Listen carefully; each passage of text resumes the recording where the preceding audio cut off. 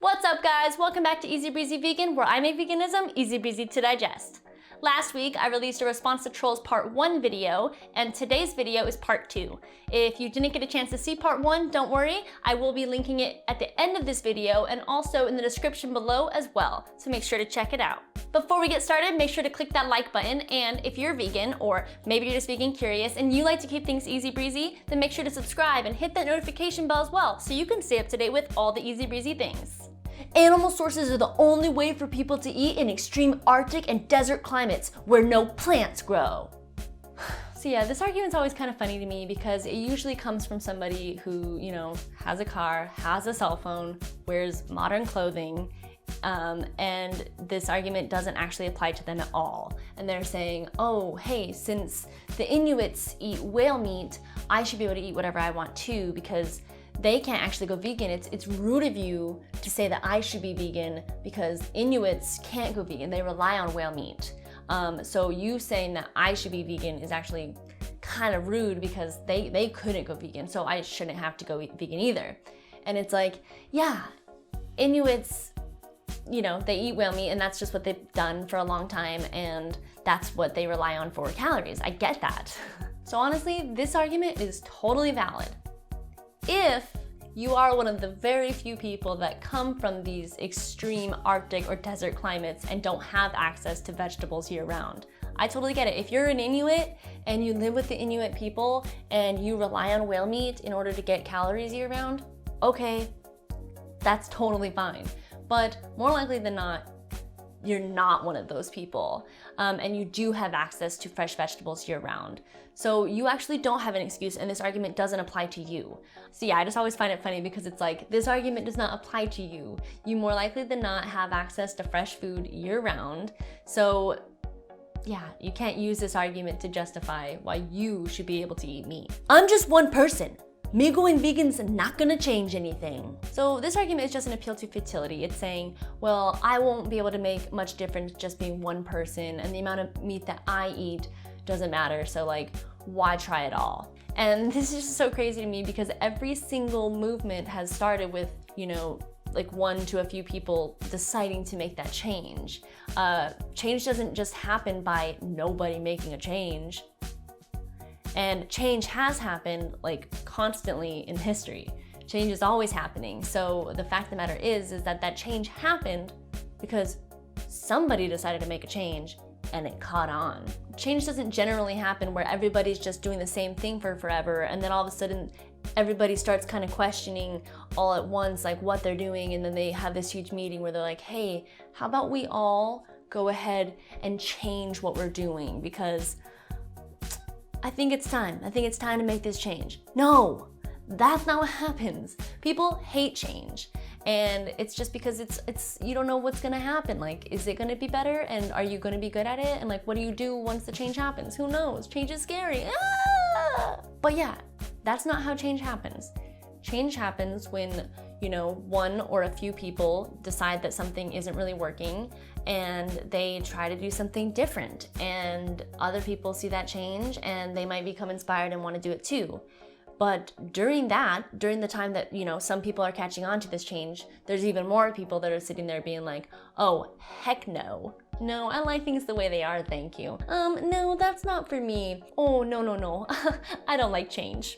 It'll never catch on. But eventually, these changes happened anyways because enough people started making the change. So to think that you, as one person, can't make a change by making a change is just crazy because that's literally the only way that it's going to happen is if one by one we all start waking up and making a change.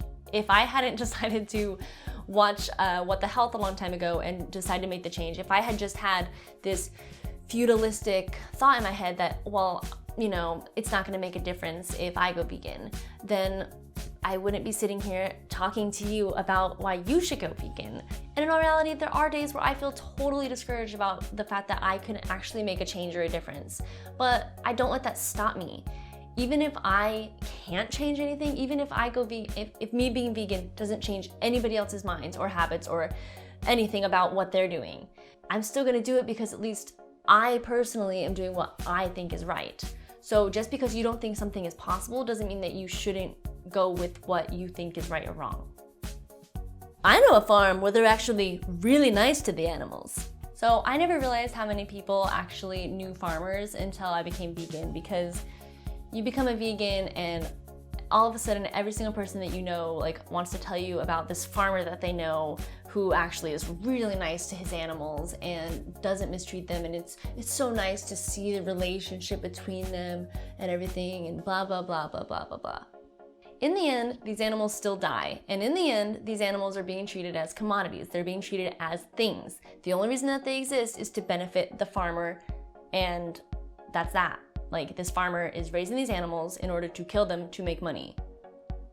He is seeing them as things, so he can treat them as nice as he wants to, but in all reality, he is looking at them as if they're things. And in all reality, despite how nice Farmer Joe is to his chickens and his cows, 99% of meat, dairy, and eggs in the United States comes from factory farms. So yeah, there are some farms out there that treat their animals better than what factory farms treat animals. But that's not where you're getting the majority of your meat from. The majority of the meat that you are eating, unless you are specifically avoiding going to restaurants and avoiding going to fast food, the majority of it comes from factory farms, which are literally living nightmares for the animals that have to live in them. So yeah, the fact that these nice farms exist is not an argument for why you shouldn't go vegan, because in all reality, that's not where the majority of meat is coming from. It's not coming from these nice farms. And if that is where you were getting all of your meat, it doesn't matter. These animals are still dying and being treated as commodities. If you're enjoying this video so far and you would like to find out more about veganism or living a vegan lifestyle, then make sure to check out some of my other videos in the playlist linked above. Being vegan's not healthy. So I'm going to start off this response by quoting the Academy of Nutrition and Dietetics, which represents 100,000 registered dietitians and nutritionists. Appropriately planned vegetarian diets, including total vegetarian or vegan diets, are healthful, nutritionally adequate, and may provide health benefits in the prevention and treatment of certain diseases. Well-planned vegetarian diets are appropriate for individuals during all stages of the life cycle, including pregnancy, lactation, infancy, childhood, and adolescence, and for athletes. So yeah, the largest group of dietitians and nutritionists say that eating vegan can be healthy. I mean, in all reality, you could just be eating chips and beer all day and be vegan, and that's not healthy. So yeah, you do need to plan your diet just like you need to plan any diet in order for it to be healthy. Our number one killer is heart disease, and the only diet that has been shown to reverse heart disease is a whole food plant-based diet. So yeah, if the largest group of dietitians and nutritionists are saying that it's healthy, then I think I'm gonna go ahead and take their word instead of an internet troll's word. Where do you get your protein, /iron, /calcium? We get these things from plants. Plants have protein, plants have calcium, plants have iron. It's not rocket science. We get these things from plants. And if it turns out that we aren't getting some of these nutrients from our diet, then we might try to incorporate more of these iron-rich or calcium or protein-rich foods into our diet. And then if we're still not getting them for whatever reason, then we take a supplement, just like a regular person. If a meat eater isn't getting enough iron, which happens a lot, especially amongst women, they aren't just going to, give up what they're eating. They might try to incorporate more iron-rich foods. And if that doesn't work, then they'll take a supplement. So yeah, the truth is that any diet can have holes in nutrition and minerals and vitamins that you are getting from it. And you just kind of have to figure out how you can change the diet to get those things. And that's that. It doesn't matter if you're vegan or if you're a meat eater. You're more than likely not getting every single nutrient every single day in the right amounts every single day. And so you might have to supplement. And that's just what happens, and you just kind of deal with it. And it's not just vegans that are deficient in vitamins. Meat eaters are deficient in vitamins all the time too, but nobody is sitting there saying like, well, why are you eating meat? Don't you know that you could be deficient in iron, or you could be deficient in vitamin C? No, nobody uses that as an argument against meat eating. So it's just so silly that it's an argument against veganism, and it just comes from ignorance. Well, that was fun, and I'm so excited to see what the trolls decide to comment below. If you have any good comebacks to trolls, make sure to go ahead and comment them below so I can find out about them. Don't forget to like and subscribe, and make sure to take it easy breezy and be vegan. Thank you so much for watching. Bye.